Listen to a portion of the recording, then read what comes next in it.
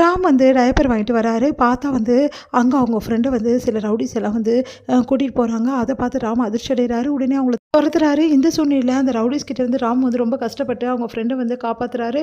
அப்போ அந்த ரவுடிஸ் எல்லாமே வந்து ராமையும் ஃப்ரெண்டையும் பயங்கரமாக அடிச்சிடுறாங்க. அந்த சைடாக வந்து நம்ம சிவா டாக்டர் அங்கே வராரு. அவர்கிட்ட ராம் வந்து ஹெல்ப் கேட்குறாரு. டாக்டர் ஒரு நிமிஷம் நில்லுங்க, என் ஃப்ரெண்டுக்கு ரொம்ப உடம்பு சரியில்லாமல் இருக்குது, அவர் ரொம்ப மோசமான நிலையில் இருக்கான், ப்ளீஸ் தயவுசெய்து காப்பாற்றுங்கன்றாங்க. எங்கே உங்கள் ஃப்ரெண்டு அப்படின்னோடனே, இந்த மாதிரி ரவுடிஸ் எல்லாம் என் ஃப்ரெண்டை அடிச்சுட்டாங்க, அவங்ககிட்டருந்து நான் காப்பாற்றி ரொம்ப கஷ்டப்பட்டு தப்பிச்சு வந்திருக்கோம் அப்படின்னோடனே, யார் உங்களை அடித்தா என்ன கதை அப்படின்னு சொன்னோன்னே, முதல்ல என் ஃப்ரெண்டுக்கு ட்ரீட்மெண்ட் கொடுங்கன்றாங்க. சரின்னு சொல்லிட்டு நம்ம சிவாவும் அவங்க ஃப்ரெண்டுக்கு ட்ரீட்மெண்ட் கொடுக்குறாரு. இவர் எவ்வளோ நாள் எப்படி இருக்காருன்னு சொல்லிட்டு எல்லா விஷயத்தையும் கேட்குறாரு. இந்த மாதிரி ஸ்னேகாவால் தான் இவர் இப்படி ஆகிட்டான், ஸ்னேகா தான் இதுக்கெல்லாம் காரணம், ஸ்னேகா வந்து என் ஃப்ரெண்டை வந்து காதலிச்சு ஏமாற்றி இந்த மாதிரி பண்ணிட்டா, அவங்க அப்பாவும் வந்து ஸ்னேகாவும் சேர்ந்து தான் இதெல்லாம் பண்ணாங்க அப்படின்னு சொல்லிட்டு எல்லா விஷயத்தையும் வந்து ராம் வந்து நம்ம சிவா கிட்ட சொல்லிடுறாரு. சிவா அதிர்ச்சி அடைகிறாரு. இங்கே வந்து கோர்ட் வந்து கரெக்டாக கூடுறாங்க.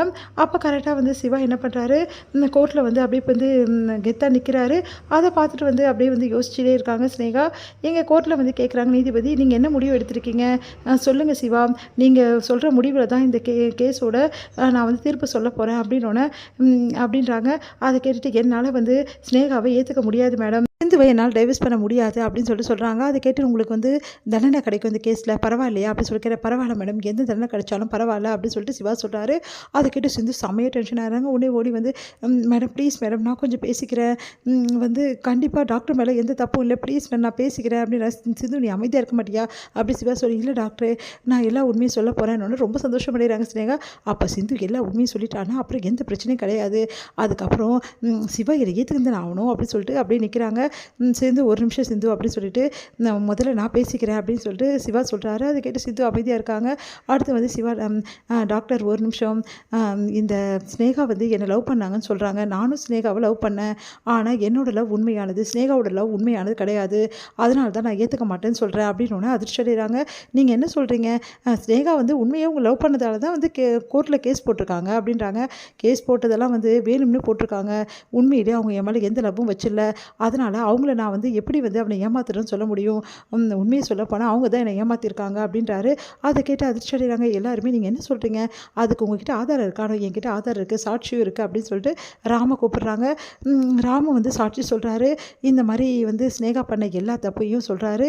இந்த மாதிரி என் ஃப்ரெண்டு ஷாமை வந்து இந்த ஸ்னேகா வந்து லவ் பண்ணி ஏமாற்றிட்டா, அதே அவங்க அப்பாவும் வந்து இவளும் சேர்ந்து என்ன பண்ணாங்க, என் ஃப்ரெண்டை வந்து இந்த நிலைமைக்கு ஆளாக்கிட்டாங்கன்னு சொல்லிட்டு எல்லா விஷயத்தையும் சொல்கிறாரு. அதெல்லாம் கேட்டு எல்லாம் அதிர்ச்சி அடைகிறாங்க. இதுதான் மேடம் உண்மை, இவன் சொல்கிறது உண்மை கிடையாது, இவன் பொய் சொல்கிறான் அப்படின்றாங்க. நான் பொய் சொல்கிறேன்னா அப்படின்னு சொல்லிட்டு வீடியோ ஆதாரமும் ஃபோட்டோஸ் எல்லாமே கொடுக்குறாரு. பாருங்கள் மேடம் என் ஃப்ரெண்டோட நிலைமைன்னு சொல்லிட்டு அவங்க ஃப்ரெண்டை வந்து வீல் சேரில் வச்சு கூட்டிகிட்டு வராரு.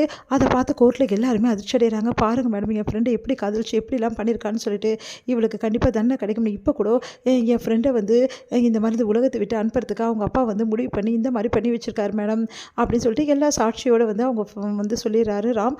இதெல்லாம் கேட்டு ஸ்னேகா அதிர்ச்சி அடைகிறாங்க. அப்போ இப்போ சொல்லுங்கள் மேடம், ஸ்னேகாவோட லவ் வந்து உண்மையானதா, நான் வந்து ஏமாற்றிட்டேனா, அவள் என்னை ஏமாத்தலாம், நான் அவளை ஏமாத்தினேனா, நீங்களே சொல்லுங்கள் அப்படின்னு சொல்லிட்டு ஜட்ஜ் கிட்டே கேட்குறாரு நம்ம சிவா. அதை கேட்டு ஜட்ஜ் வந்து அதிர்ச்சி அடைகிறாங்க. உடனே வந்து ஸ்னேகாவை என்ன ஸ்னேகா இதெல்லாம் அப்படின்னு சொல்லிட்டு கேட்குறாங்க. அது வந்து மேடம் உண்மையிலே இந்த பையனை வந்து நீங்கள் நம்ப வச்சு ஏமாற்றிட்டீங்களா அப்படின்னோன்னா, அது வந்து அப்படி சொல்லிட்டு அப்படியே நிற்கிறாங்க.